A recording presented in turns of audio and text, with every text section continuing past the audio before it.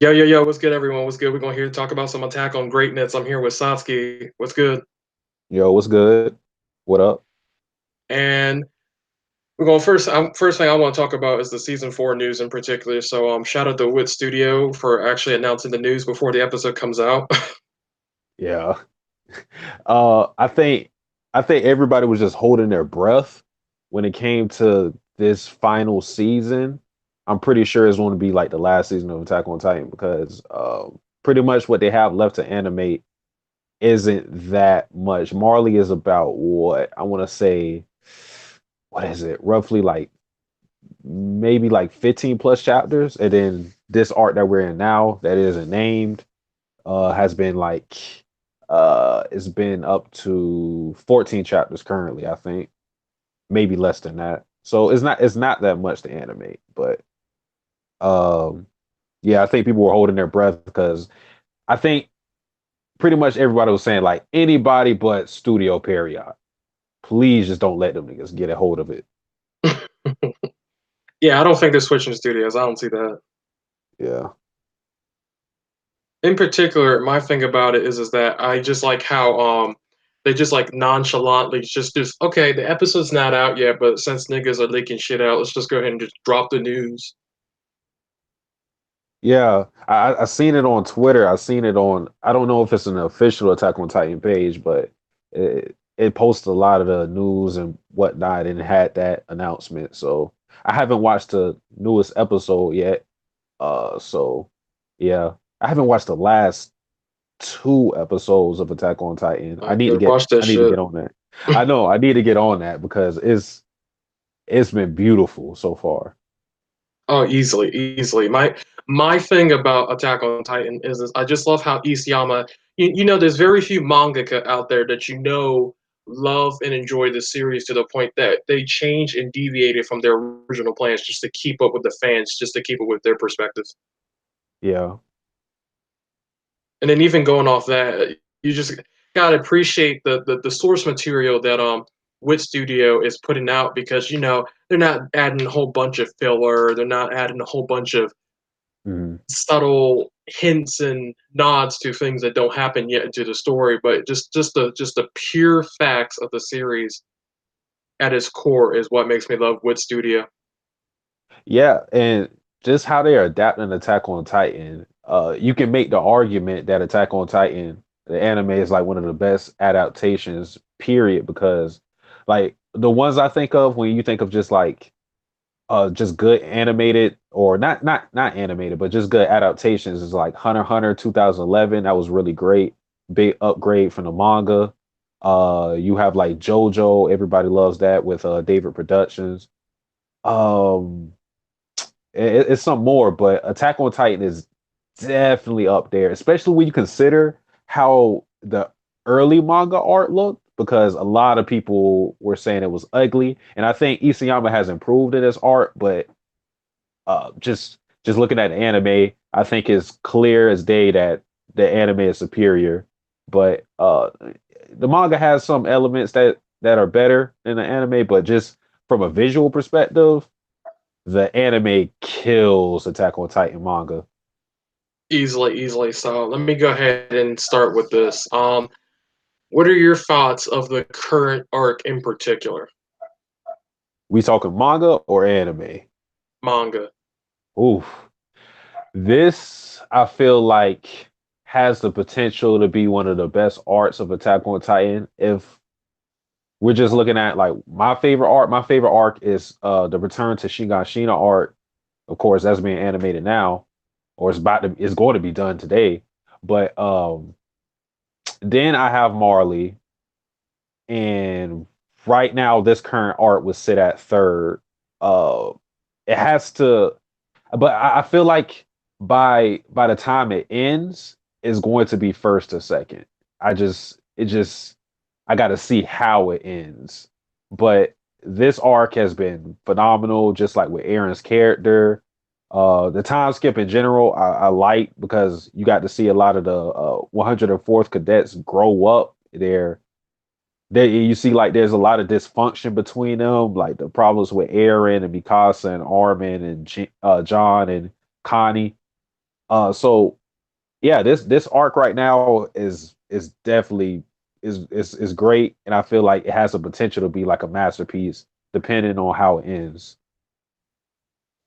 Okay, okay. So going off what you were saying in particular, my thing about Attack on Titan, the current arc is I really respect Aaron's character development and growth, going from the little bratty kid a lot of people say he was in the beginning of the story, which is not wrong in particular. Going from the kid that's talking about, he wants to kill each and every Titan, and this is before the fact that he even wanted, but this isn't before the fact that his mother, got eaten by said spoiler Titan, and the whole fact of how he goes from that into talking about really destroying a whole nation Yeah, just for his friends in particular, and that's called revolution, resolve. There you go.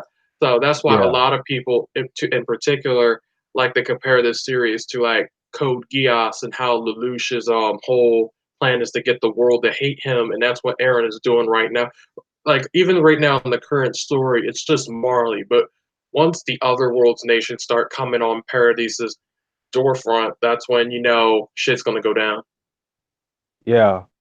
With talking about Aaron's growth, I made that same parallel or comparison with Lelouch, like how he's becoming a anti-hero, because there's no way I believe that Aaron is doing this for evil purposes. Considering what we've seen from him, his whole theme has always, from day one, has been freedom. The reason why he wanted to kill the Titans was not only because of his mother, but even he like you said, he wanted the Titans going even before then. It's just the his mother dying gave him that extra resolve and the anger and the passion.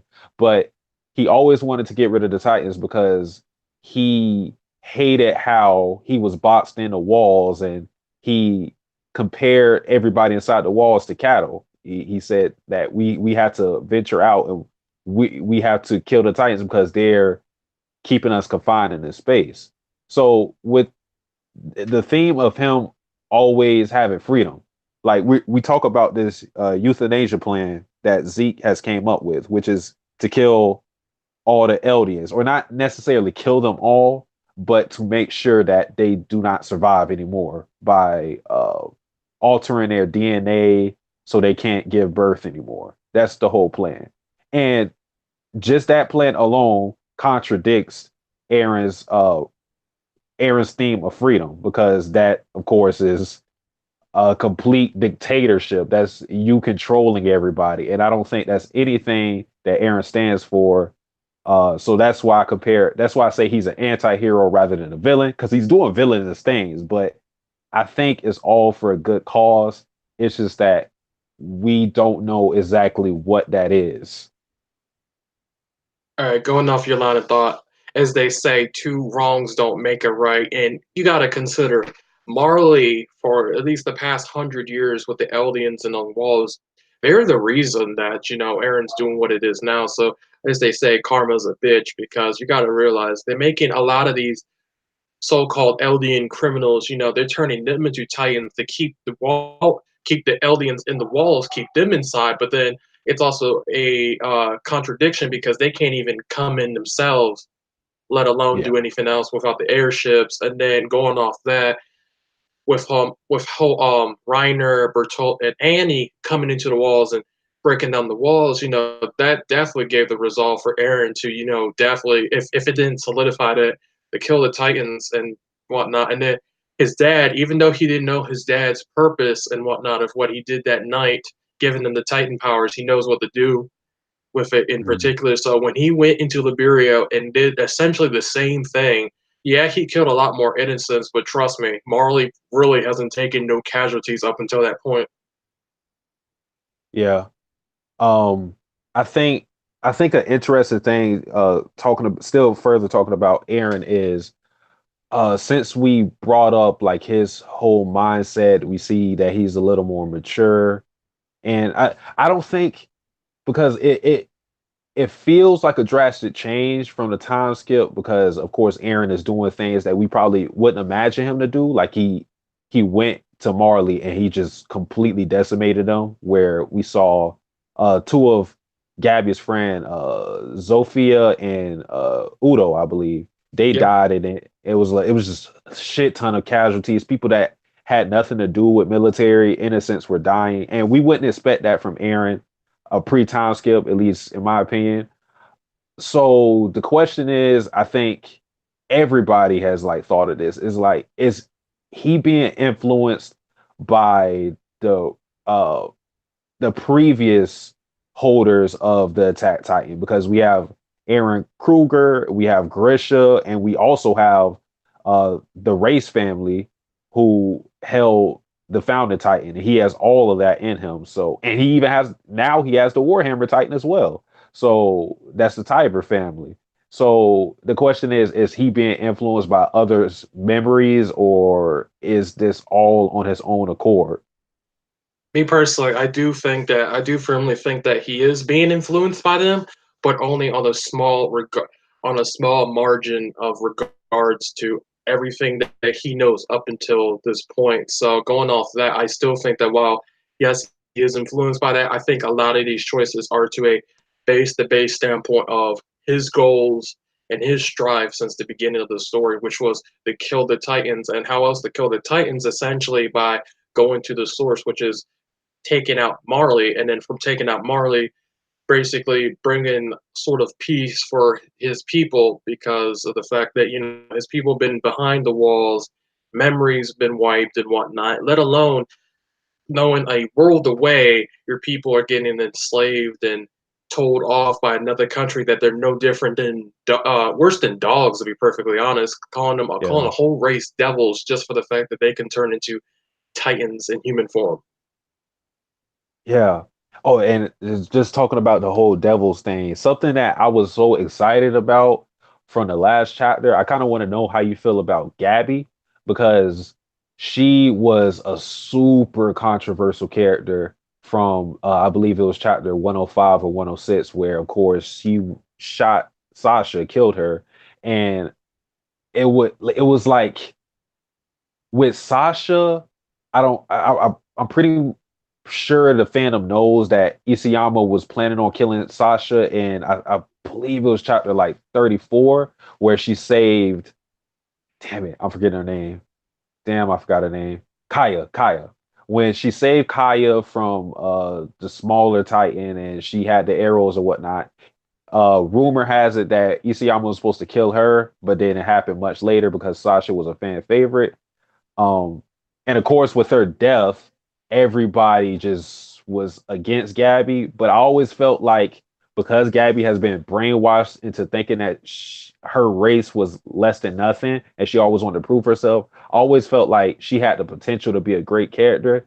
And with the last chapter, you can see that she finally realizes the fault of what she was doing, how she was acting, because uh, it got to a point where it she she just was hating for the sake of hating. Like I believe it was her talk with Piek that made her realize like how shallow her hate was, or it was Kaya too.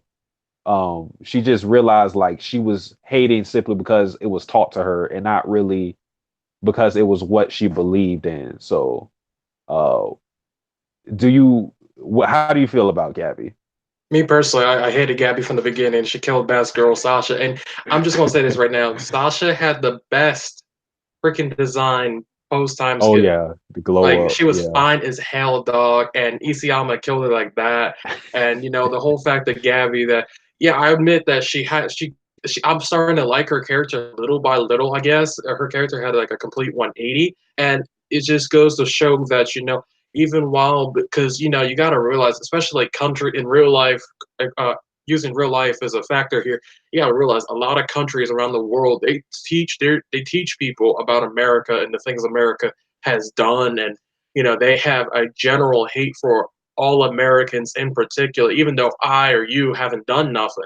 Just the yeah, fact that we're American, it's just a stamp. They labeled it straight up on us. yeah. And oh my goodness, I kind of I feel like we had it's like our responsibility to talk about this a little bit, just a little bit. I don't think we have to go too far. But how do You you want to talk feel about the time about? loop? No, not that. How do you feel about people saying like Attack on Titan is like Yep. fascist propaganda, Nazi, all that shit? You know, because as soon as those armbands were shown, all hell broke loose. I feel like people just wild out on Twitter. They're trying to call Isayama a Nazi supporter and whatnot, and it's just, I mean, I don't see how you can call that. I mean, it's that stuff that happens in real life. While ashamed that it happened in real life, is stuff that happens in, it's. I'm gonna say it's an inspiration, and it just goes to show that some shit like that shouldn't happen in real life again. There should be no discrediting people based off race, ideology, or even sexual favor, and just and labeling them essentially like that's what the armband represents. And even going back to what you were saying about Gabby, this recent chapter, um, her taking off the armband, Falco, and as he told her his love for her, shows that she that's when she fully realizes that both the Waldians and the Eldians, let alone the Marlians, you're just one of the same with the coin. You heads and tails. You both flip both sides of the coin, essentially. Hmm. And that moment where Gabby pulled Falco's armband, that was like such a great parallel to what happened earlier in that same art where Falco did the same with Gabby and pulled her armband, because I think what that symbolized for me was them getting rid of their insecurities, because Gabby has always been insecure about being an Eldian since she was taught to hate Eldians, and she's always been trying to prove herself. But I think that was like Falco like releasing her from that bind. And I guess you could say the armband is that bind. And vice versa, Gabby did the same thing to Falco, because Falco was feeling insecure because he drank the spinal fluid and he felt like he was living on borrowed time, which he might be if Zeke does pull off the screen, which he might do. Like he might do it. So yeah, I thought that was a cool parallel. I think personally, Zeke is still going to pull off the screen no matter who he finds out drank the fluid and whatnot. I just think that it's kind of a shame that that happened to Falco in particular because he was a likable character uncompared to Gabby those chapters Yeah. ago. Oh man, like the thing is so many people who drunk it. I think like Shades drunk it, or no, Shades didn't drink it. It was Pixis drunk it, Falco drunk it, Nihilate drunk it. I mean, these are characters that Isayama can get rid of, but I think for characters like Falco, especially who have gotten development, they've been focused on. I do think Zeke is going to do the scream, and others are going to turn into Titans. But I think that Falco is going to be a Titan shifter, because I feel like it will be a complete waste to just have him be a mindless Titan and get wiped out. But the question is, who is he eating? And I think the most obvious choice would be Reiner, but I just don't know how that will Yeah, get work that boy out. out of here. That boy has too much plot armor, dog. Reiner, Reiner should have been dead. He should have been dead so many times over, so many times over. I mean, Like you he gotta literally. realize where. Go ahead, go ahead. I apologize. No. I was just gonna say he literally is like the plot armor Titan. Exactly. Like this nigga Ryder dog. I mean, he's been going from hell and back. I mean, you got to think the first time him and Aaron fought, Aaron never really stood a chance to be perfectly honest. And then it's like every other fight afterwards, this nigga Aaron's just been taking a dog shit on him, literally. Watched him. He in the fight in Marley. That I think, because okay, like the fourth one was bad too as well, but it was one I expected him to get washed because he had the Warhammer tie. I was like, as soon as I see him have the Warhammer Titan, I said it's over, because offensively, that Warhammer Titan is crazy. The Warhammer Titan chapter 101 was giving Aaron or I don't know what you like, weapons, hands, whatever you want to say, whooping that ass.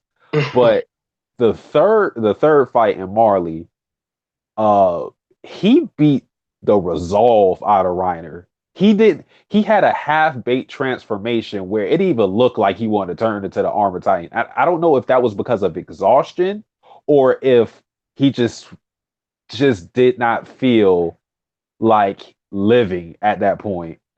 because he saved Porco, but I don't think he was up for a fight, and Aaron just rocked his shit. Exactly, exactly. I mean, my thing is Reiner. I mean, at that point, he was looked like he was contemplating on suicide. Like he didn't even want to be here, to be perfectly honest. Yeah, it was that one chapter where he was about to commit suicide until he heard Falco in a distance. Hmm. So I was going to ask you, what do you think about what's his name becoming the Nutcracker? Oh, Porco. Listen, I don't like Porco. I mean, Porco is cool because he's about that action. Like he has a jaw tighten, but he's always ready. It doesn't matter because I think he's really outclassed because he's just so small, but of course he's fast. But it's just funny to me how Aaron used him in that situation. It was like, yo, like he was like as soon as he seen the Jaw Titan's claws be able to scratch the crystal that Miss Tiber was in, he was like, "Oh yeah, I know exactly what to do now." And it was just fucked up on Aaron's part because it's like, damn, yo, he used it like their own comrade to take what he needed, and then he just dipped. That was crazy. All right, let me ask you this question. Since okay, what do you think of your thoughts about in particular Armin being chosen or Irwin? um, I'll give you my initial like when I first read it, right? Because Erwin, after that speech, he solidified himself as my favorite character. Just like when I first read that chapter, I don't know how old I was. I hated that Armin was chosen over Erwin. That's just because Erwin was my favorite character, and at point I thought that kind of cheapened Armin's sacrifice in chapter 85 or 4. I thought it kind of cheapened it, but after rereading that and after seeing it in the anime, I'm cool with Armin being revived. I think it was the right resting place for Irwin because he does so much. He's been beat up. He lost an arm. He got his ass whooped by the military police. It was just I think it was his time to go. And with Armin, I don't think he's lived up to be chosen over Irwin as of yet because so far all he's done really is wreck Marley in a Colossal Titan, which anybody could have done in that same position. So I think Armin is going to earn his keep in the near future because uh, not only did everybody question when Armin was chosen over Irwin, he himself is questioning it, and Hanji is questioning being like the leader of the Survey Corps right now. So it's like I think everybody soon is going to get a chance to prove themselves, and uh, you know, it's going to Armin being chosen over Irwin is going to be it. We'll see why that happened. Oh yeah, I think me personally, in a way, Aaron's kind of living up to that demon standpoint that Irwin was because of the fact of everything that he has done up until this moment and still going to do. Yeah, Like I yeah, think, like, because and I know Aaron wasn't chosen over Irwin, but I'm just saying overall, I think that Aaron is a character is like sort of like Irwin. He would never live up to Irwin. I don't think anyone will, but he's doing what Irwin I think would have done. Yeah, as far as doing whatever it takes to achieve your goals, because that's what Erwin's about. He would sacrifice anybody, including himself. But yeah, I think that's a credible point. And just going to what people I call him Floach. It may just be Floke. I don't know. I'm not sure. I call him Uh Floch. Floch, really? Yeah, Damn. Well, damn. Uh you good? fuck. We know who we talk about. We're talking about the cowardly guy, always speaks his mind. We know. Um, he said something in the manga where he said, "It's my job to revive the devil," and he said something to that nature.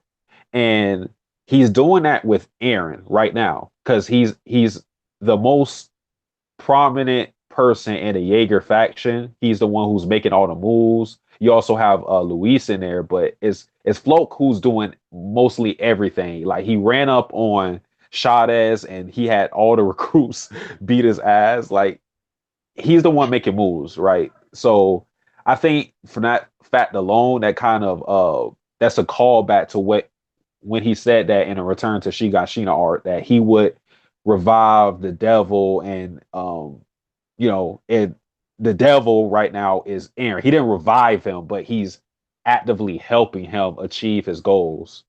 Exactly, and going off that what you just said, he even said the devil's the only one that can take out the Titans. Yeah. So speaking of that nigga Shadis, can we talk about how this nigga got clocked by Daddy Yeager? Bro, UCR was so dirt. Like when I see mangaka do certain characters dirty constantly, like how Vegeta just gets bitched over and over, and you got Shades who like where do you begin? It like Grisha comes up in there. He doesn't know anything about he doesn't like know anything about the walls or anything. He takes his girl Carla. All right. Well, Grisha had that foreign swag. It happens. I can forgive Shades for that. But then Shades, he is in a survey course. Eventually, the commander dies and he becomes the new commander. And then he gets cucked by Erwin because eventually they just realize Shades cannot lead us anymore. Or it is he actually gave up his position because he realized that I'm leading everybody into death. Erwin has the better plans. I just got to give it up to him. Then he tries to sabotage Aaron, his gear, and then he realizes that Aaron is just way too determined for him to sabotage him. So you had that fail, and then he gets his ass whooped by the recruits. It's just he is a walking L. Like he has the Exactly. most L's in this. Well, no, other than Reiner, I don't think there's someone in a series who has more L's or a worse like win to L ratio. I'll just, I mean, be perfectly honest. I think the moment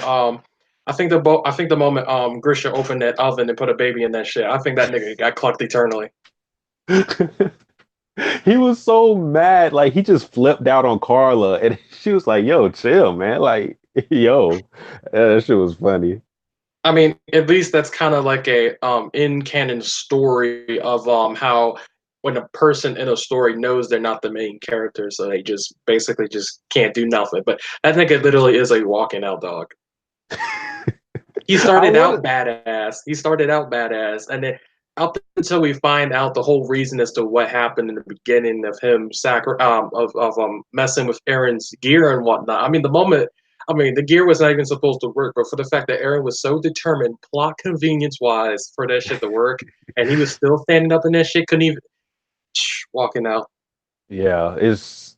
I want Shades to get a W. I just cannot see it happening. I don't know. Like I honestly feel like Isayama just had Shades in here to take L's because I don't see him doing anything in his art. Not anything relevant. The only thing he did got his ass beat. Yep. Or new recruits, dog, not older recruits, new recruit. Wait, the way it unfolded because he the recruit he said he taught shit. He called them pip sweets. He was like, it doesn't matter how many of you pip sweets come at me, none of you can beat me. And then off panel, he just gets his ass whooped. Like the next panel you see of him, he's on the ground just like fucked up. It was hilarious. That nigga was curled up too. He was like calling for his mommy. Here's my next question. We're just going to start with this. What are your thoughts in particular about how people expect the whole Zeke and Aaron coming together?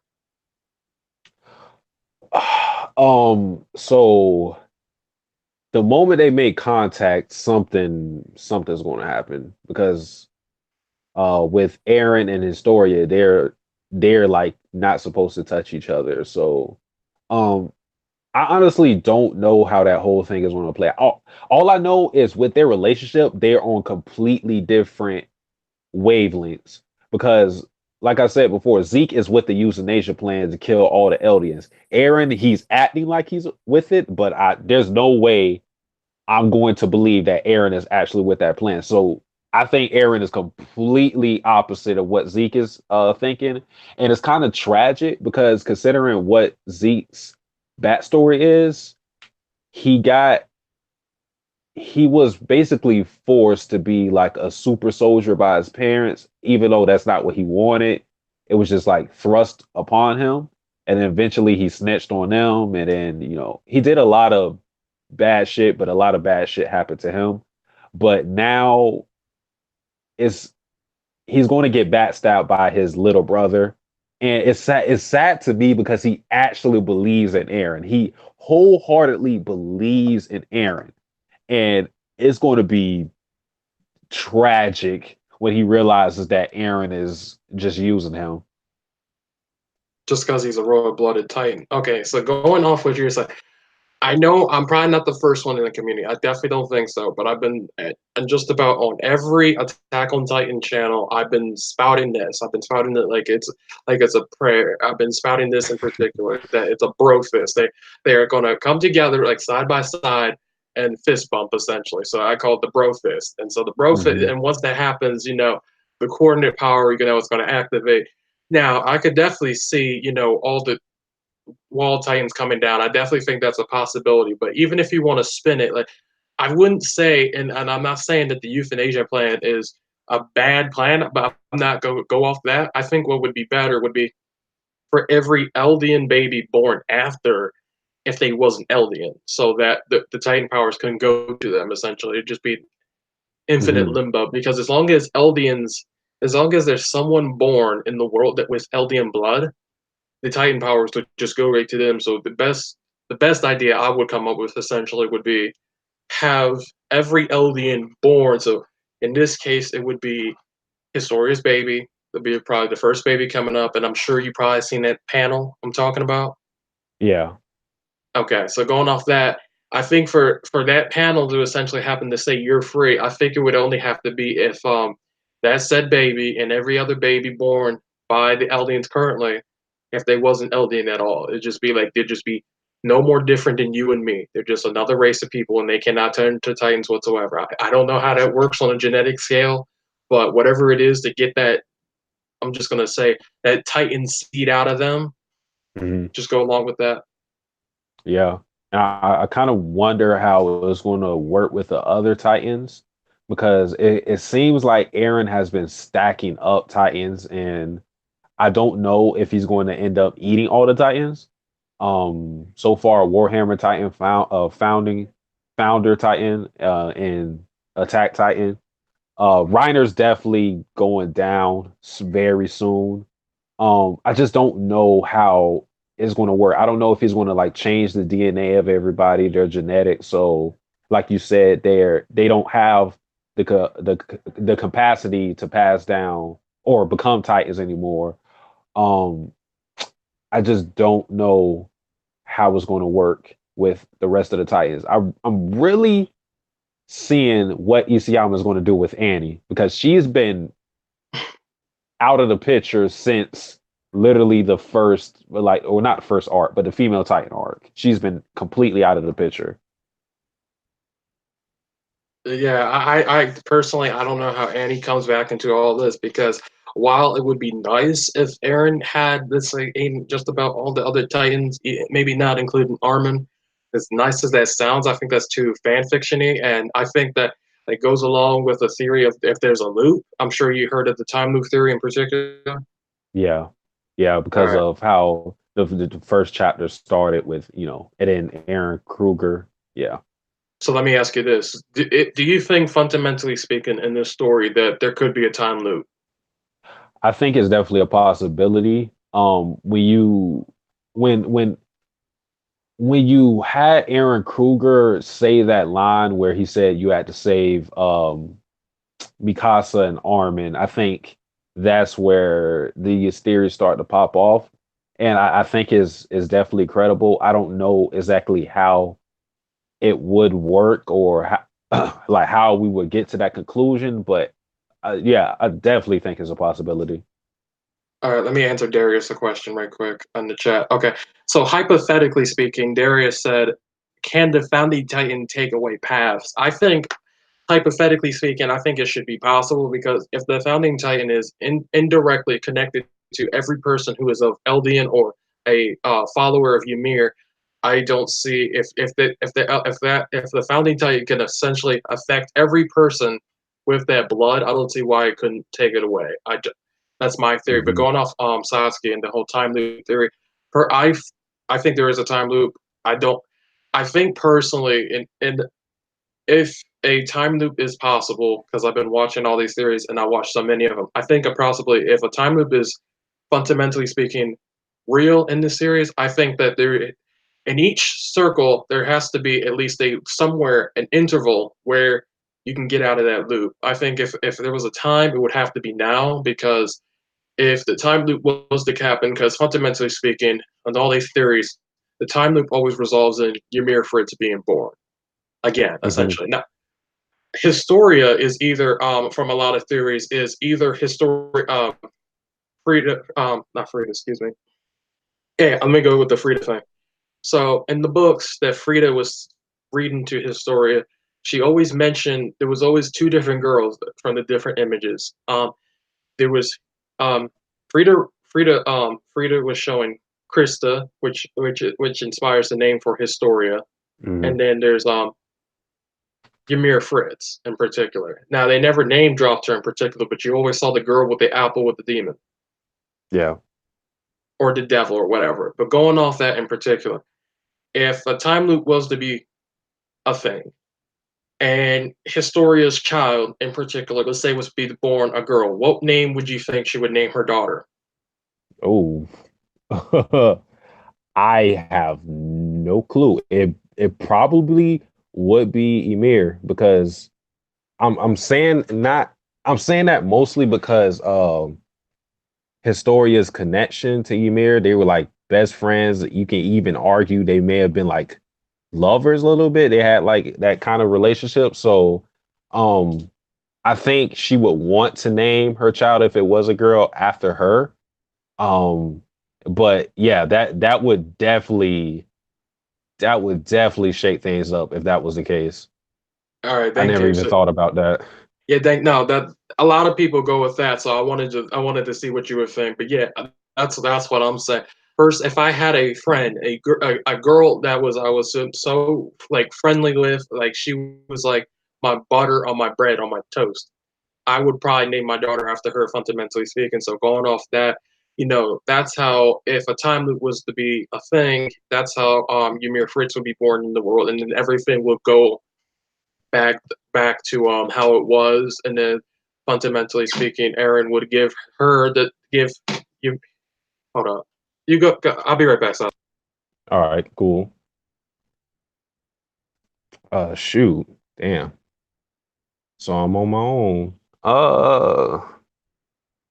Kind of wondering what we're gonna do with the whole Mikasa and scarf thing. Um, the fact that she took off the scarf, it kind of makes you think that she's not on the side of Aaron anymore. So I'm wondering if it's going to be a case where she's fighting Aaron. I feel like from watching that panel where she took off the scarf, and Luis was there, I feel like Luis is going to take the scarf and then give it to Mikasa at one point or another when Mikasa realizes that Aaron is actually a good guy or he's doing bad things for a good purpose. Not really sure on that, but the deterioration between Mikasa and Aaron is pretty tragic. I mean, when he told Mikasa that he hated her, that shit hurt. I'm not gonna lie, that shit hurt. And Mikasa isn't. She's one of my favorite characters, but she's not too high up there. But I was feeling so much for Mikasa in that moment because she's been protecting Aaron since the first episode of Attack on Titan. To hear those words come from Aaron, that just hurt. And then you had Armin, who he pretty much had to stick up for Mikasa because she was so distraught, and then he gets his ass whooped. It was just that chapter was crazy. Yeah, I apologize about that. My sister came in, she wanted something. We're not professional over here. Y'all niggas know that. But going off that in particular, personally, it's like I said, going off the whole Code Geass Lelouch idea, that's him like pushing away like what's her name? Colin and the Black Yeah. Knights in particular, just going off that and just how he doesn't want them in his plans because he knows that he's going down a dark road in particular with what he's gonna do, whatever it is, whether it's the whole not like a spin on the euthanasia plan where he changes every LDN DNA or some shit, or if he actually goes along with the whole destroy the world because that could very well be a thing. Oh, I think we definitely had to see the rumbling at some point. It's been talked about ad nauseum. So I think that has to we have to at least see it. I don't think it's going to be to the point where we're actually destroying the world. I mean, that would be like don't get me wrong, that would be wild if Isayama goes that route. But I think we'll at least see it. And it'll come into the whole thing where that's used to scare the rest of the world because right now Marley is attacking Paradise Island, but actually the other countries are supposed to help Marley. So with the Colossal Titans all being back into the picture, just I don't know how many they said there were in the walls in total, but just one Colossal Titan. I'm not even talking about like just its initial transformation from a Titan shifter, just the transformation can do so much damage. Like the Colossal Titans are devastating. They may be easy to kill when it comes to if you have like 3D gear, but if you don't have that, they can just wreck shit. So the rumbling, that's going to be something to look out for because that's going to be nuts. Oh, I definitely think the rumbling is going to be a thing. And, my thing is a lot of people think that, just because the rumbling is going to happen, they think like Aaron's going to release every single Titan. I think personally, and this goes along with the very first, chapter, how, where are they at right now? They're in Shingashina right now. And then that's his home. So what better way to end the series than instead of having every single a colossal titan come out of the walls. Just have the walls surrounding the area, and just have those titans because I bet you it's at least about a good 20 of them. Yeah. It's kind of funny. Someone brought this up on Twitter. Someone made a joke about this. These niggas are always fighting in Shigashina. Like the first place to get tore up by an invasion of Titans was Shigashina. Then you had the return to Shigashina arc where they started fighting. And now we're back here and it like this place keeps getting destroyed. Like any niggas living in Shigashina, they gotta I don't know, you gotta move to Wall Free Rose or taxes. something. They need free taxes and shit. But my thing Yeah. about that in particular is it's just yeah, it's crazy. I mean, it's like the first line of defense. No matter where they come in, no matter where the enemy comes from in Attack on Titan, that place is literally just straight up getting destroyed. Yeah. But as they say, everything does come full circle. So yeah, I like this. I like this little discussion and whatnot in particular. And then I just like talking about the time loop theory because I just think it's so freaking fascinating. I just don't know what more I can go off of in particular, but it's just the whole idea of if you have like a perfect circle, but someone like Grisha coming in, taking the founding titan could cause, a discrepancy in said loop, which always happens, which means it would always be a thing. And then going off that, if it's always going to be a thing, that means that at some point in this loop, if you're going to end this loop, there has to be a time to do that. Yeah. I think Grisha was the one to kickstart this whole change, I guess you can say. Or maybe you could even go further back and say Aaron The owl. Kruger. Yeah, I was gonna say that Um that nigga the goat. You gotta think this man has been. He had to sacrifice so many of his allies and comrades for the sake of this one goal.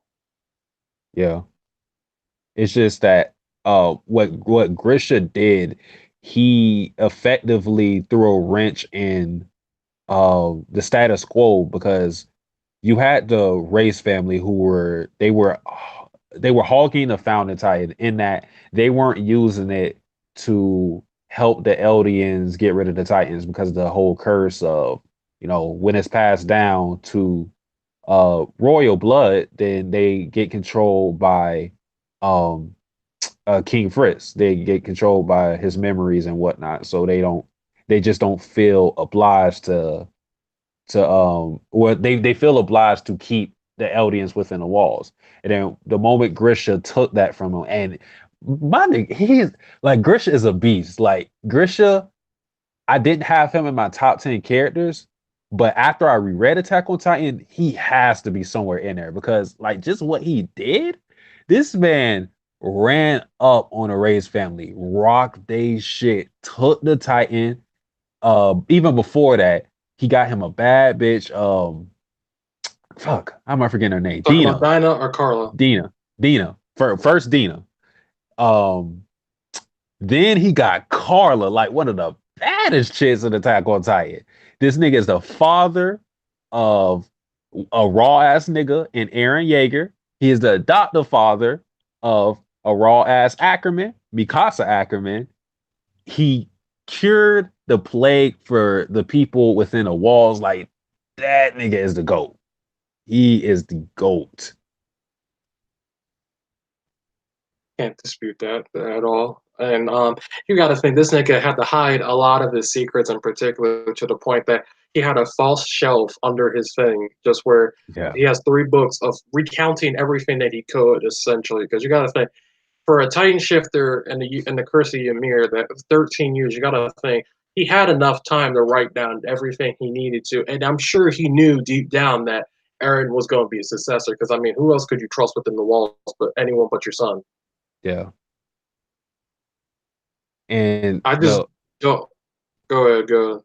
I was just gonna say, yeah, that 13 year thing, that's something I don't think we've talked enough about. I mean, when it was first brought up, yeah, we were talking about that, but as of right now, Reiner, I believe he has like maybe like 2 year, and I don't even think it matters because I feel like Reiner is gonna die, but um it comes into play, especially with Zeke, because I think like this year he's dying for sure. I think like Zeke is even closer. I mean, you gotta think this nigga Zeke. I mean, he basically wanted to commit suicide to himself when the shit was going down in the force with Levi.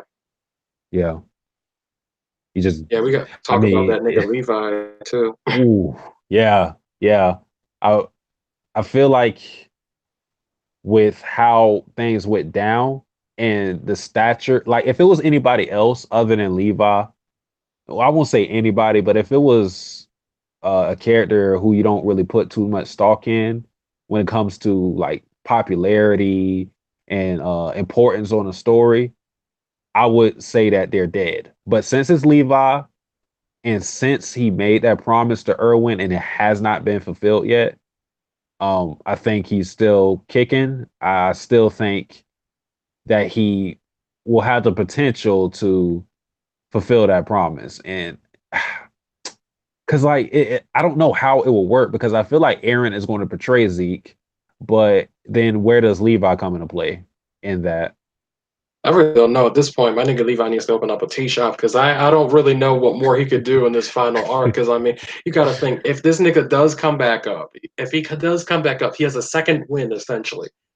I mean, Mhm. we don't know what's missing. A few fingers, an arm, not an arm, excuse me, a few fingers, half his face is cut up, probably an eye, maybe a leg. I mean, he Yeah, was so close to that shit, and he's still, and his Ackerman genetics still backed him up to where he, got away, but he still got caught in the blast. yeah. And the thing is like, uh, when we see, like currently right now, when we see people being or having those type of injuries, we always think, oh, they can just turn into a Titan and it will all be fine. But this is Levi who is an Ackerman, so that's off the table completely.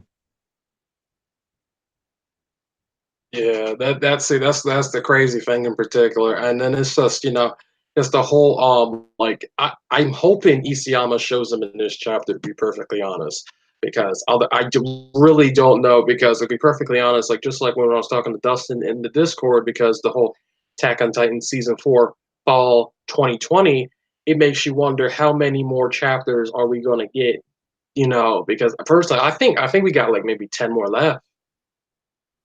Yeah, I think that's a good estimate. Because I definitely think like of March, like if I had to say March of next year should be the last Attack on Titan chapter, especially considering how close it is to before it's fall, and give Wit Studio the time and the effort to adapt all of that greatness, and particularly because you got to think after Attack on Titan. I mean, I don't really know like anything from like the early like 2010. I mean, I don't know if Attack on Titan started around that time, but I'm sure it's been going on long enough to where I'm sure it's like 6 years.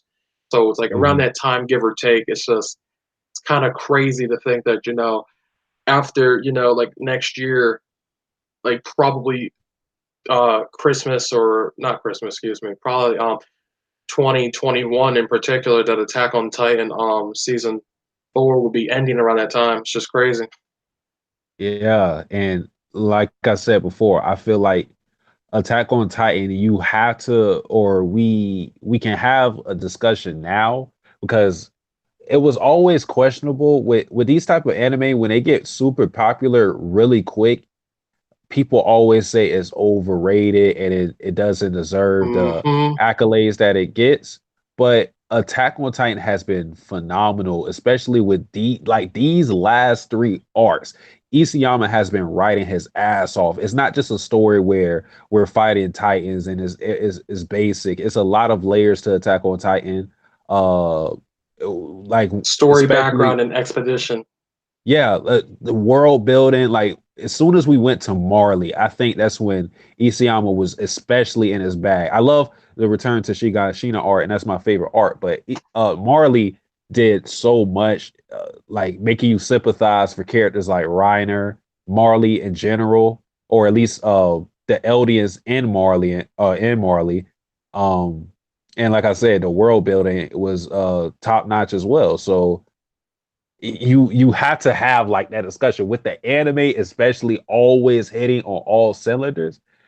You can have a discussion on if this is like the best or one of the best anime, period. My nigga Kai asks, how many episodes do you think they'll do for the next season? Considering it had to do Marley and this, I would say they would have to do like 20 plus in my opinion. I'm saying, yeah, I'm gonna narrow down and say at least 25 to 28. Just I know there's a lot more than we ever got, and then you got to think, uh, it depends really if they're going to split it up, because I mean they could split it up just like they did with season 3, where you had the first half could be just Street and Marley, and then the second half could be up till now and whatever else comes out before Attack on Titan the manga actually ends, in my personal opinion. Yeah, I think a two core is the best formula. I remember when the second season came out, I believe that was like 12 episodes, and people were like, because it was like a drought in the time from season one to season two. Like that's Exactly, people. notorious. Yeah, that's Attack on Titan is infamous for that long wait and whatnot. But for me, season two, like I didn't mind it because season two was beautiful art wise and animation wise. It was like really stunning. You could see like uh a big upgrade from season one. So them taking their time, if they had to split it up in two cores, two halves, I'm fine with that I'm because fine with I that always too. yeah, I'm wit knocks it out of the park. So I'm cool Exactly, with because that. you got to realize, even with season 3, they split it up to where it was the uprising arc, and people, they criticized Isayama during the manga times about the whole uprising arc, because there was no Titans and whatnot, and Yeah. then the whole, it's like people versus people. But you got to realize, people versus people is in every series. So how are you going to criticize something as dumb as that? It's Oh, just, bro, I that guess they didn't want the whole story exposition and whatnot in particular, because I think, I mean, perfectly honest, I mean, if Attack on Titan didn't do an Uprising arc, what would make this series any different than like a mech anime? Hmm. Yeah, Nothing much. You just fleshy mech monsters, or in this case, fleshy demon titan giants, or whatever the hell. yeah. I think I kind of like, don't get me wrong, because with the uprising art, it's not one of my favorite arts. I would probably say it's like the my third worst arc of Attack on Titan. Like if I'm just like listing it really quick, it's like Return to Shingashina is my favorite, then Marley, then Fall of Shingashina, which is like the first two chapters. So I don't know if you want to count that as an arc. Then Clash of Titans, then a female Titan, then a Uprising. And I know that's like because people don't really like the female Titan arc, but um with the Uprising arc, I kind of see what people are saying because we got away from the Titans and it was just a lot of political things, and but I think it was necessary because if we didn't have that arc, it would feel like Isayama just has loose ends because we took out people in power. So how can you have an arc where the citizens are not being addressed in all of that? And that's what that art did. It addressed the citizens, it addressed how we were going to rule from then on out. And we can see in this arc the citizens have like some minor influence in what happens in the story, because like Hanji is feeling pressure from the public who want Aaron to make their decisions because Aaron is looked at as a hero. Everybody loves him because he King Aaron 2019. yeah, King Aaron 2019, because like he went into Marley and he smashed him to bits. So everybody loves Aaron, and the public and the news and the media, they're putting pressure on Haji. It's something minor, but it's those little details that I like. So I don't think the Uprising arc was super strong alone, but I think it's like a complementary part to the other arts of Attack on Titan, or just Attack on Titan as a whole. It did a lot, and it like covered up some of the loose ends, I guess you could say. Exactly, exactly. Because my thing about it is now, speaking of, I love how the anime did the fucking king justice. That nigga was just sitting on the throne, just waiting for his food, half asleep with his eyes open. This shit was Yeah, hilarious. But going shout off out to that, Fritz. yeah, see, and the thing about it is with the king in particular, and the whole people uprising. Shit, they said fuck the king, dog, and fuck the walls. We're taking over this shit. Just simple as that. Yeah, and I like we now don't like people shit on that art, but we had some GOAT moments. I know like Rod Race, he wasn't like a big threat. I mean, he was a big nigga. He was like what was he? I think it was like 120 meters, which is Yep. fucking crazy. Um, but w- like some of the moments I loved in that art was Historia becoming queen.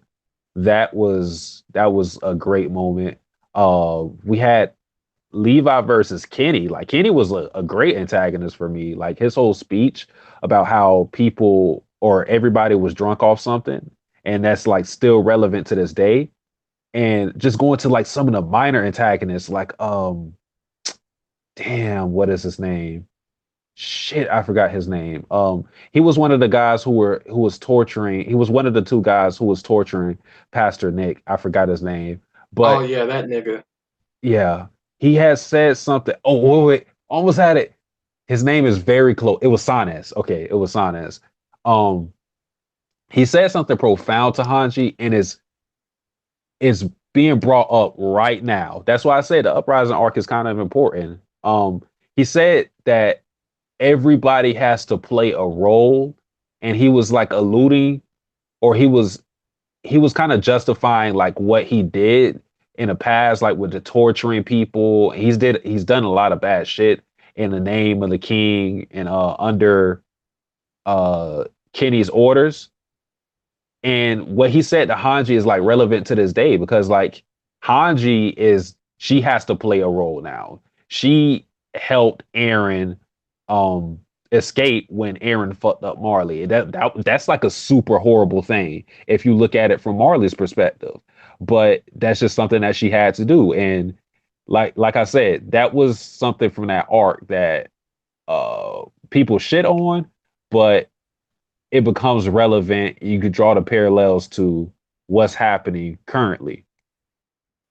Yeah, and going off that in particular, they knew during the uprising arc that no matter what happens to us in particular, the same results were going to happen with y'all in charge. So it was ultimately up to their decision whether they do rebel against the current establishment, or you bring in the new government, you have Historia reigned as queen and whatnot. But they knew what would happen in particular, which is I like how they realized that. Yeah. Like one more thing about that. I love characters like Pixis, who in that arc, he was willing to stay with the status quo of the people in power, even knowing that they have been doing things for their own benefit. But his whole philosophy was that if this is more beneficial to humanity, it doesn't matter what their ulterior motives are. I will still follow their plan rather than what Irwin is doing, because Irwin's plan may doom humanity. I really like that objectiveness from Pitts, because he's just someone who would do anything it takes for humanity to survive. Yeah, Pixis was that nigga though, and still is though. I really hope he doesn't turn into a Titan though. I think Pitts is gone. Like I think Pitts is gone soon, man. He's probably That's like one my of the G last though. few remaining real niggas in the series, to be honest. Yeah, he is a complete G. OG dog, like legit. I mean, you can't tell me the first time he was up on the wall with Aaron and wanted to give him some of his drink, and that nigga Aaron was like, "Oh my god, what the hell did I taste?" Yeah, even before that, like remember when that one bitch ass nigga, I don't know what his name was, like I don't even care. The dude When that he bit his he tongue all the time. no, not him. It was the guy who he he was going to kill Aaron because he didn't know if Aaron was on his side. He was so Oh, scared. oh, And that then pussy ass. yeah, like if Pixis came in and he was like, hold on now, stop shitting your pants. Like let's see what they had to say. Like he Pixis like low key saved the whole Attack on Titan verse. Because if Aaron would have died there, everything would have been fucked. Like Annie, Reiner, and Berthold, they would have just destroyed it, like all the walls, and they would have eventually gotten the coordinate. Yeah, yeah, I can see that. I can see that. I'm trying to read for the chat, see if there's anything I wanted to talk about. Okay, so I wanted to talk about what do you think about the whole the 145th King's will in particular, and my whole idea of it is that if a time loop is relevant, if a time loop is a thing, how the 145th King really his will wasn't his will in particular, but it was always something that was, guess you could say, predetermined or predestined, if you get what I'm saying. Hmm. So going Yeah. off that, go ahead, go ahead. Oh, go ahead. No, go No, ahead. no, no. I was gonna say nothing more. Oh, I don't know. Like, I am not good when it comes to theories or whatnot. So, like, all of this stuff is like form, just like thinking about it. But it's just interesting to me. Like, I don't know where we're going to go because it's a lot of factors, and I don't think we have the whole picture. It feels like we do, but at the same time we don't. And I'm not just talking about character motivations and things like what Aaron is up to. I just feel like the whole story uh,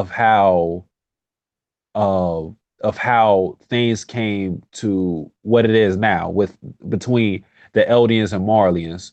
Like the whole story, because like Marley's picture is that the Eldians just like wrecked them and they just had like years of oppression and eventually they fought back.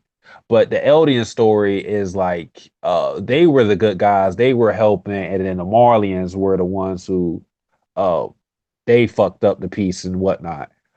It's you see the bias on both sides. Both sides are trying to make their side more appealing and look like the better people. So I don't even know, like, I don't even know where to begin to think like how things came to be what it is right now.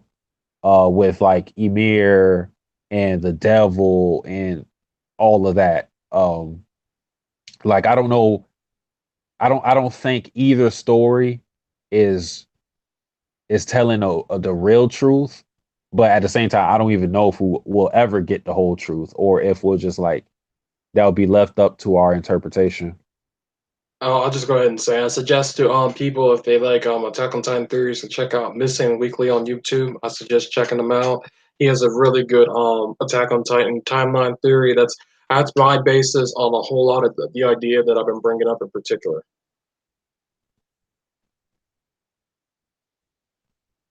Let's see, let's see. I think we brought up just about a lot of things in particular. Was there anything you wanted to bring up in particular? She probably was. Give me a quick second. Hmm. Hmm. Okay. Yeah.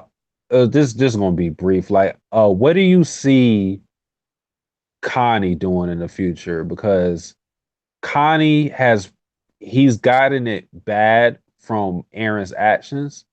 Um, with the death of Sasha, he said that he lost like a half of himself with Sasha going down, and he's just from the dialogue that we've gotten from him, he does not fuck with Aaron, and I don't think anything will persuade him to actually be on his side ever again.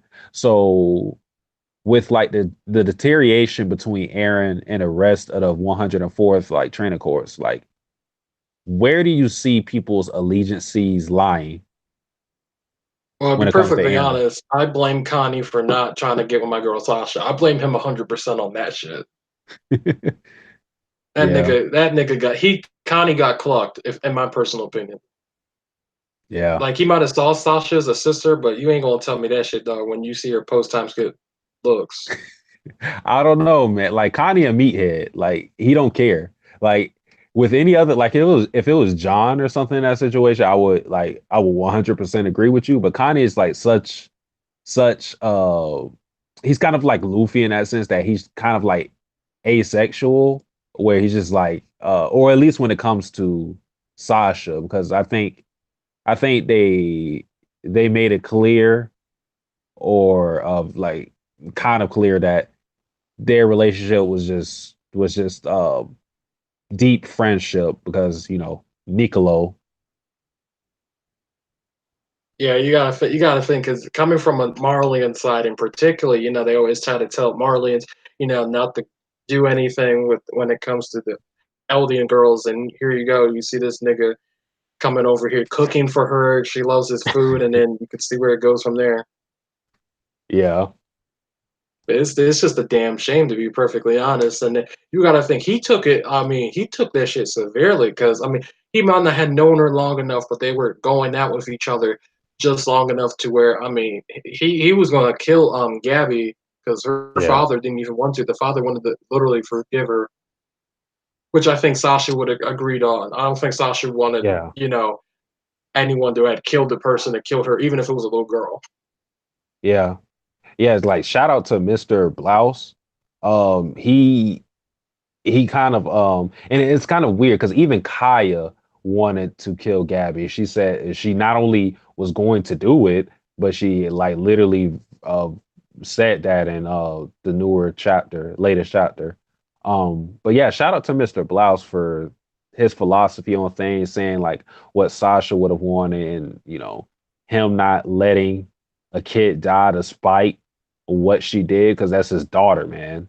Um, but I also want to say shout out to Mikasa. I love the fact that Mikasa was the one to stop Kaya from shanking the shit out of Gabby because I think that was one of the moments of Gabby realizing that not all Eldians are bad because here you have Mikasa who is friends with Sasha. Like, don't get it twisted. Like, that's her friend.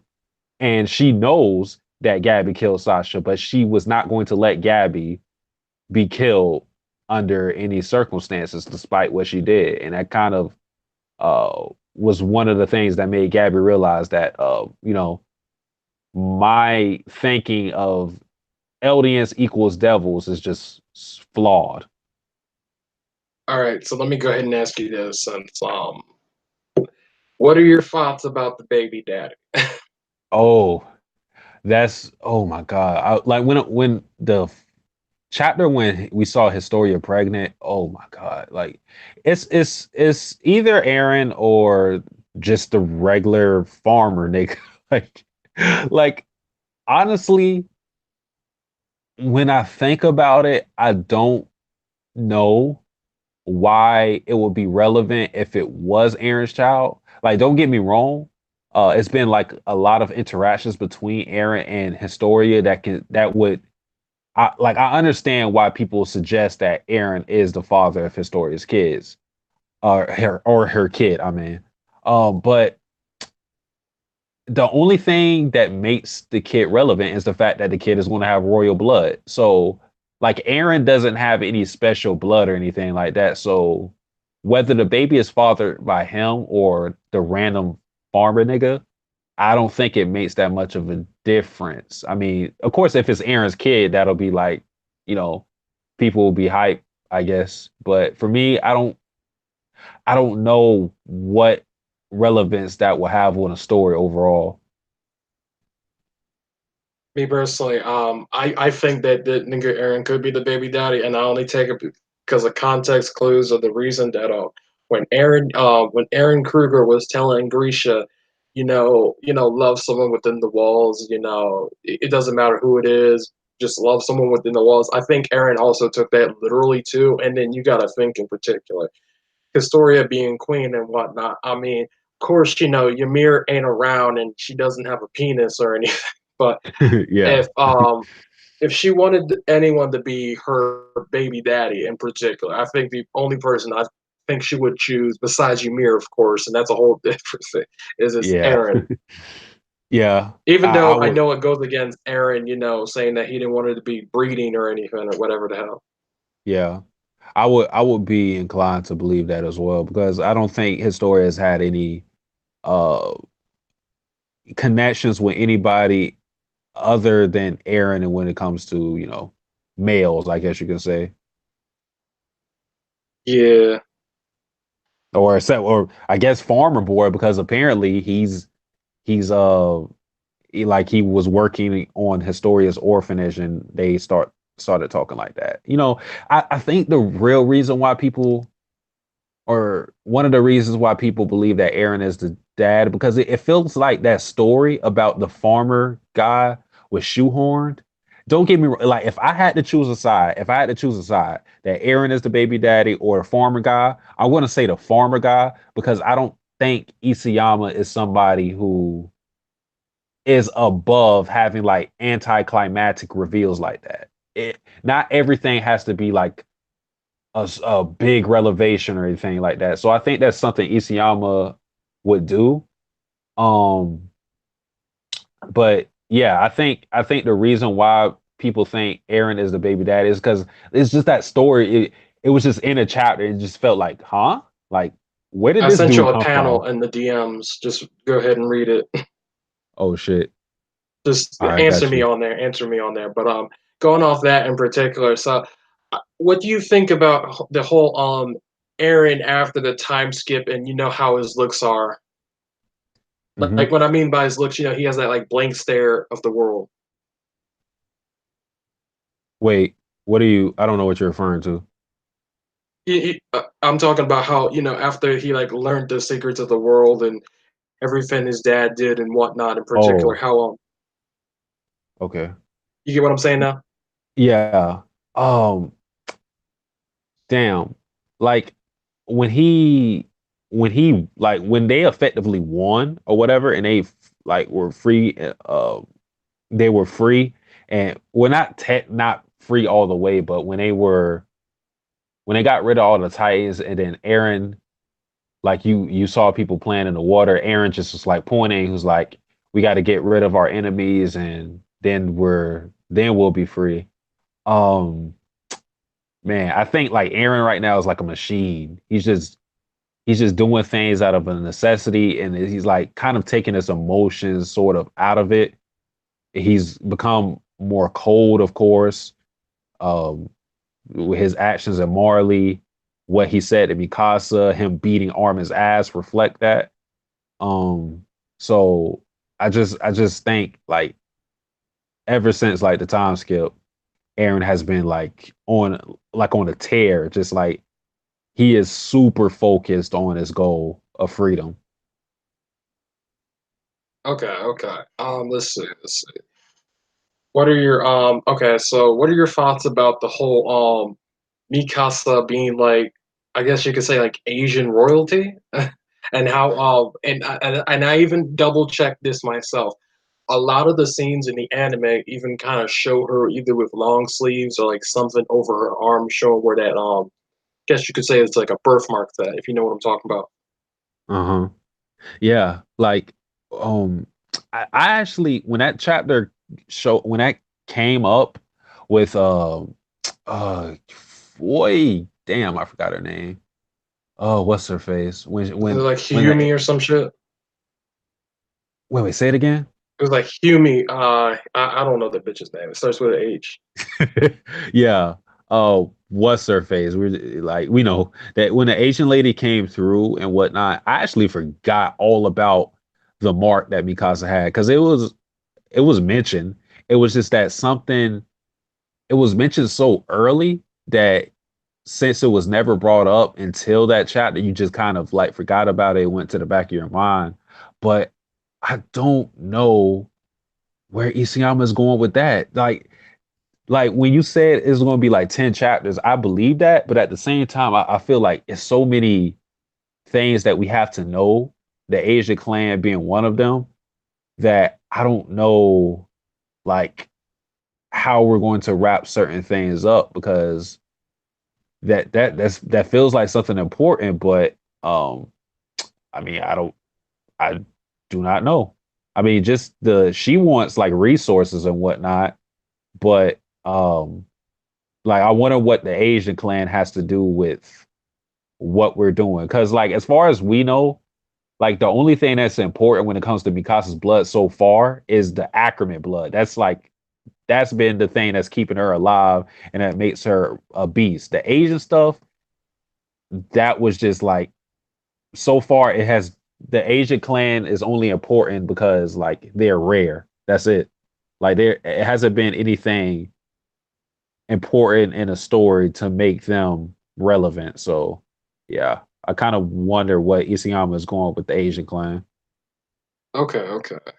I was just thinking because to be perfectly honest, I don't think the Asian clan thing particularly matters unless they're gonna betray parodies and join with the other nations. Then all it means is just more fodder for Aaron. Yeah, basically, because yeah, Warhammer Titan that's Merc City. But even going off that in particular, I just feel like like you said, it's the Ackerman blood is more defiant. It's just more defiant in Mikasa's case than just the whole how she's been going ever since the very first time she awakened her powers. Yeah. It just makes you wonder how the Ackermans were created in the first place. To be honest, it's just because they talk about like Titan science or some shit. Like, Yeah, yeah, like they harness the power of the Titans even though they're human and all of that. Yeah. and it even makes you wonder, especially when they talk about how the Ackermans are there to protect like LD as kings. It makes you wonder because you got to think LD as kings. They had the power of the founding Titan, so it makes you wonder. Like, makes you think that the OG Ackermans were broken enough to where they were on par with their king, just in case someone tried to do something. Yeah. And the whole thing with Mikasa, like what Aaron brought up about the Ackermans always protecting like a host and whatnot. I always question that because I feel like that's not completely true. Because Mikasa has always been protecting Aaron, and before he even got the Titan power from his dad, Mikasa was protecting him out of obligation because she felt like that was like the only family she had left because her mother and father got killed. So I think Aaron was. I think they even brought it up last chapter. I feel like Aaron was kind of exploiting. Uh, ex- he was he was chipping away at Mikasa's Character. yeah, chipping away at her character and her need to protect Aaron, and he he just gave it like a purpose. Like he's like, you're doing this because of your blood, not because you actually like me or anything like that. Um, so I kind of wonder where we're going with that as well, because I don't know if that's true. I don't believe it to be true because someone like Levi, he's not protecting no king. He hasn't been doing that ever. So yeah. Yeah, I think there's definitely like some truth in it in particular, but I definitely think there were a lot of holes and lies in what Aaron was saying. Yeah, same. Just to push her off because he knows that if he didn't tell her off like that, he knows that Mikasa would still follow him no matter what. Yeah. Let's see. I'm just looking around. I'm just waiting for this nigga to join. If he says he's gonna join, I want to get his thoughts on this shit. Talking about I don't really care for like the Attack on Titan games to be perfectly honest. The team debates are in a minute. So you gonna do it? uh well, they're always late, so well, just I'll talk a little bit more. So with the Attack on Titan games, like I honestly I don't like anime games like that. They usually always are super hit and miss. Like they have like a new game for One Punch Man. That's not getting played. Like it's there's no way you're gonna let me pick Saitama and I don't win in One Punch. Like, bro, that I'm like that's not happening with me. I think anime games just ain't it most of the time. I mean, shout out to Naruto, shout out to like the Dragon Ball Z games, but it ain't much past that, honestly. At least for me. Exactly. I think like the only game, and just going off a game tangent, I think the only game that's actually been all right, nah, not even all right. Excuse me. I think the only one that's been super mid. I'm not talking about like Jump Force or the Boruto game. I'm talking about that Seven Deadly Sins game. That shit was mid. I Oh never even God, played it. I played the demo. I didn't even know that they had a game like that. It sounds Yo, yo, yo, what's interesting. good, Chevy? What's good? What's good, guys? You alright? Yeah, what's We good? good. We good. Spoken. Wanted to So, get your thoughts on Attack on Titan. You heard about the news? 2020. Yep. Yeah, exciting shit, bro. Like, I mean, everyone's up to date, right? Yeah. Yeah, we caught up. Yeah, man. I mean, what's good, man? What's good, Safety? I mean, What's like, good, Chevy? yeah. I mean, what's there not to look forward to? I mean, at the anime, they've they've given us good adaptation, bro. Like, good adaptation. I just want to see like these, like Liberio War, like the stuff like that. I want to see animated now and just like. Just so much, like, because I think we've read so much that we've forgotten so much. Well, not forgotten, but like we don't highlight certain things as much. Well, I don't. But now that they've announced the anime, I'm kind of looking forward to a lot of the shit, like that set these events up. Like, Exactly. you Exactly. know, Okay, so my first thing is have you ever heard of the time loop theory before? the timely. Basically, I think someone mentioned it and mentioned the fact that Aaron Kruger must have said everyone's name before. Yep. Yeah, and then they say there's a path that goes all the way back to the founding title, which is weird because how can there be a path that goes back to the founding title from Titans that haven't been born yet? It's weird, but yeah, I see it. Okay, okay. Oh, my, What are my your bad, thoughts? Russ. What my bad, Russ, to cut you off because like my phone fucking froze in the middle of this shit, and now people are calling me for the team debates. No, you good. You good, I gotta Sasuke. I restart. appreciate you coming through, fam. I appreciate your thoughts and input and whatnot. And I hope everything's good. I'll meet y'all niggas over there soon. All right, I'm about to restart my phone. So I'll talk to you later, Russ and Chevy. Peace. All Peace. right, bro. Peace. All right, so I was talking mostly with Satsuki about, in particular, the whole just the whole scope of things. So, what are your thoughts about the manga currently? I mean, I like where we're at right now. Personally, I'd like to see where we can go from here because it feels like every time these guys get closer, something's always like there's always something to like mess up them connecting. And then with the whole time, like I'm trying to get into consideration how long it's been since Aaron actually first ate the front like the Attack Titan, because I'm pretty sure he's in his last couple years, right? Aaron So got like 4. Aaron's got 4 years. So that means since, this is weird. That means, okay, so wait, see Mali, right? Did Yeah. Mali, the people of Mali, do they do the expedition every 4 years or every 8 years? 4 or 8 years for what? To send the warriors? Yeah, to send the warriors. Probably 4 years, I if I think it have to was say. 4 years. Yeah, so that's weird. So that means Zeke would have got his Titan around the same time as Aaron, quote unquote. Maybe not necessarily, because you got to think. Zeke is practically in his last year. I think they said that, and you got to think Zeke is also older. So who knows when when Xavier's time was going up to where Yeah. they wanted Zeke to inherit his Titan and inherit his dream and plans for the euthanasia plan. But let me ask you about that. What you think about The plan about when they wanted to basically euthanize everyone and Yeah. like basically force them to be Titans, basically. No, no. I mean the whole not having like children anymore. Oh, to stop Titans from being born. I mean, were they really going to go through with that? I doubt it, because I think if they did that, it would backfire in a way where, because of that fear, people would actually procreate. Like it will kind of be like, in Yma's time, when they said after Yma's time, shortly after that, Titans were forcing humans to have their children to increase their population, sorry, right? Yeah. So to go in reverse, I don't think it would make sense for the Eldian army to want to do that. Was it the Eldian army's idea? It was, right? No, it was Zeke. It's Zeke. So what it is this. Zeke's plan is to sterilize every Eldian via the coordinate Aaron, and so that they can't have children, because fundamentally speaking, his plan is if they can't have children, El poor Eldians don't have to be born into this world and have to suffer, and then for that the Titans can die. But it's a flawed plan, and Aaron It's wouldn't a go flawed, through with yeah. it. It's definitely a flawed plan, because that would be to kill off your people first and foremost. Because, like you say, you want the survival of the Eldians, right, and the reinstatement of the Eldian nation as a whole.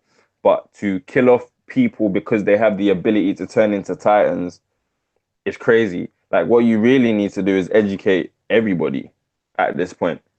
And I think the it's on more of the whole they don't have to be born into this suffering of the world like he has, because you got to realize Zeke in particular, even as a young child, had to Yeah. see the horrors of Liberio, and Hmm. like he had a poor janitor even drop even his water on him. father, even his father, even his father's like even Mr. Yeager, Dr. Yeager, pretty much had saw the same thing Zeke. So if we're gonna keep it, a stack or a bundle or whatever, Aaron's had a lighter life than his father and Zeke. Apart from the fact that the Titan killed his mother, but when you look at the situation and when we get the revelations that we're given, we understand why Dinah Fritz kills his mother. Like, because remember that Titan was Dinah Fritz. Yep. So we understand why that happens, because she already promised. She made a promise to I forgot his first name, to Aaron's dad. What's his Grisha. first name? Grisha, that's the one. She made a promise to Grisha that regardless of her form, she would find him, right? Which she Yep. did. Which is funny because she didn't actually find him. She actually found what was left of him, because by that point, Eren had eaten him, right? And become the Attack Titan unknowingly. Yes. So at that point, when she was looking for Grisha, her like something drew her to Eren, right? So The first time. Well, no, the second time, because the the first time second time, yeah, she actually walked right and picked up his next wife, which was ironic. yeah, like which was very, yeah, for real. which is very ironic. Which Eren even points out when he finds out who she was, right? That it was his dad's ex-wife. But then again, it's like that. It wouldn't make sense to try and sterilize Eldians, because then who are you fighting for? There's no reason to fight then. There's no future to fight. There's no future to fight for. There's no, it's like, sorry to take this to Naruto, but you know how like that test that the third passed down to Asuma, that Asuma passed down to Shikamaru, that Shikamaru passed down to Shikadai about who's the actual king, right? And you know how they move the piece and they say, well, the king is the youth, the generation that you need to protect for the future. It's like, if you're fighting for Eldians' pride and reinstatement, right, as the rightful, people of the land before Paradis came about, and it wouldn't make sense to sterilize. It would make sense to, I guess, show the power, but then also use that power to educate. Because I don't see, like, if you want to go back to the days of when the subjects of Yima were helping build the world, but the world thinks that the subjects of Yima are evil, doing evil things to a population isn't going to help your case. It's like, oh, you're willing to do that to your own people just to prove a point. So we can't really trust you either. Case in point, I hate to take this away from AOT again, but Doflamingo, when he killed his father to get back into Marijoa, they were like, okay. It's a crazy, it's definitely a flawed, it's a flawed ideal and a flawed plan, for sure. And I don't see why he thinks that would help the case. But you're right, Eren, that's not something Eren is likely to agree to in the first place anyway. Nah, Aaron's gonna my idea personally. I mean, it's not like the euthanasia plan, but it's a lot better. But it's the idea of if the coordinate is the central factor of each and every Eldian or subject of Ymir, what better way to end the story? And have you ever seen that final panel, by the way? Which final panel? It looks like an adult Eren holding a child. Oh, no, I haven't. Okay, well, besides that, so basically Isayama, I'm not Isayama. Yeah, showed this final panel, and essentially the final panel is Eren. We're assuming it's an adult Eren, by the way, talking about you are free to an Eldian baby. So you can tell from right there the euthanasia plan won't happen because it wouldn't make sense.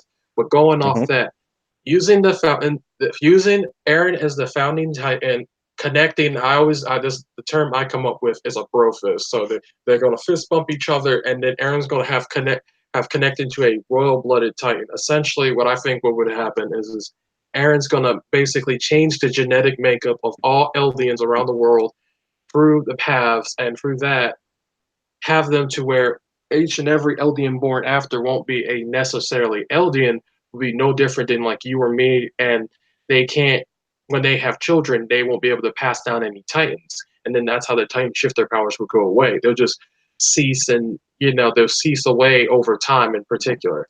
I think like so Eren will, you get what I'm saying? Yeah, so you're basically saying everyone will basically get rid of the Titans. Well, get rid of the Titans by changing the genetic makeup of every Eldian. Yeah. There you go. Which kind of makes sense when you think about. So I'm not saying get rid of the Eldians. I totally understand what you mean. I guess you wouldn't want me to say it in a way where people can misinterpret it. But I mean, the title is Attack on Titan, right? Yep. It would make sense if Eren takes this attack again, away from the Marleys and the Eldians to, you know what? The issue is the Titans.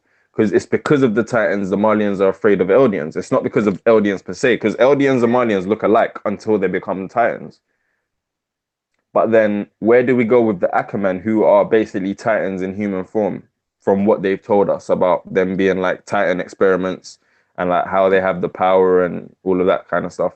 Well, personally, I don't think that's going to affect them in particular, because you got to realize that when the 145th king, after he had his people come over to the island, and then he had the millions of colossal titans build the walls, and he erased their minds. The only two groups of people that minds were not met or were not erased in particular were the Asian clans and the Ackermans.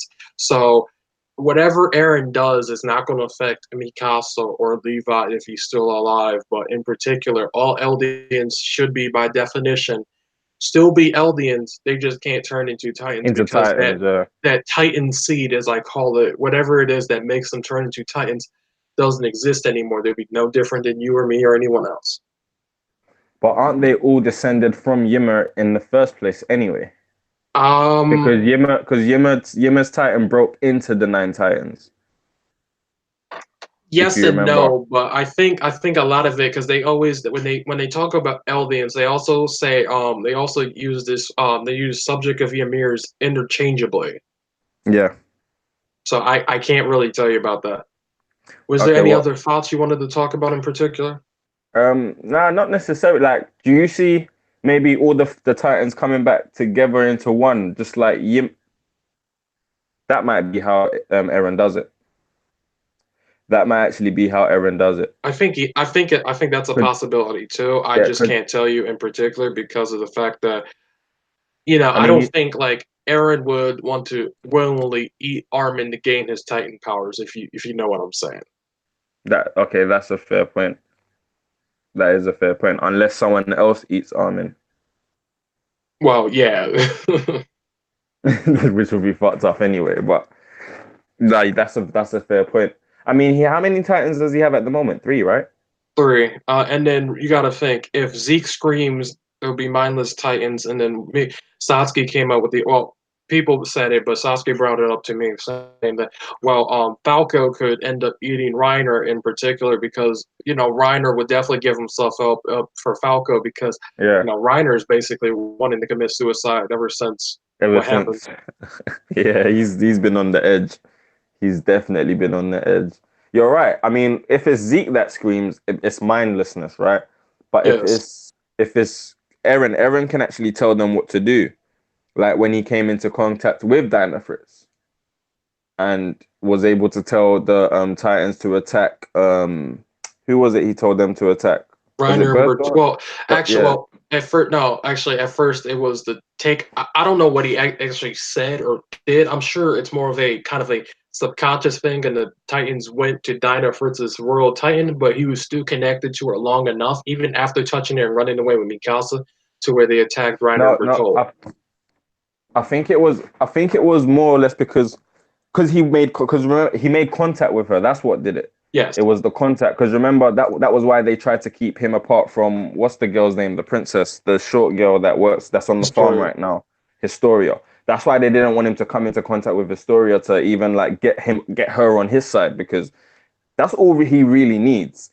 But because they've done that, he now has to go the roundabout way to Zeke because Zeke also has royal blood. Remember Zeke's Diana Fritz's child, I'm pretty sure. Yes, I think while that's true what you just said, I think it's also more of a because I think they blatantly said how he needs a royal blooded Titan. So it's not Yeah. just because he can touch Historia and get memories and whatnot. That's nice, but I don't think he could like destroy the world with just in one day if he had a one night stand with Historia. If you get what I'm saying, I think it's more of like he needs a straight up royal blooded Titan.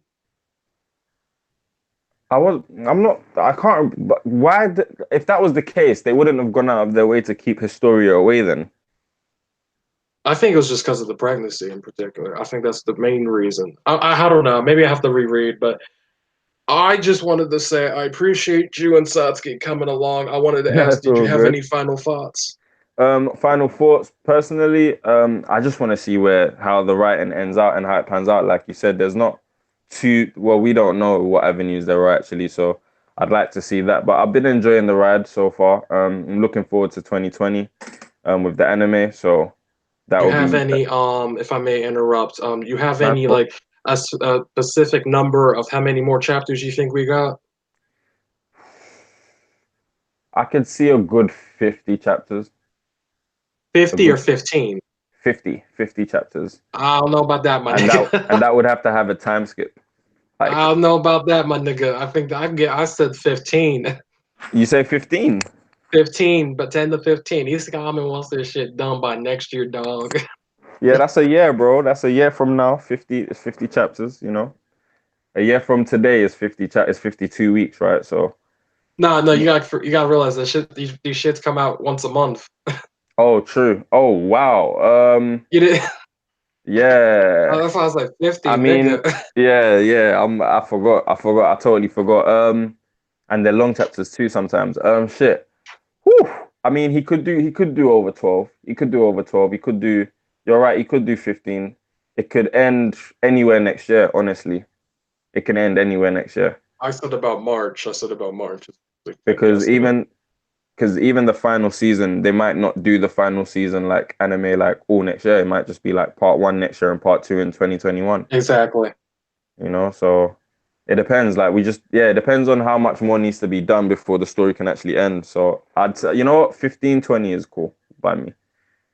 Alrighty then, and once again, I'll just go ahead and say shout out to Sasuke and Chevy coming through. A shout out to Perry, shout out to Darius, shout out to Kai in the chat. I appreciate y'all niggas coming through. Like and subscribe, follow the Discord. Discord's in the description, and we out. Y'all Yup. niggas have a good one. Is that Peace.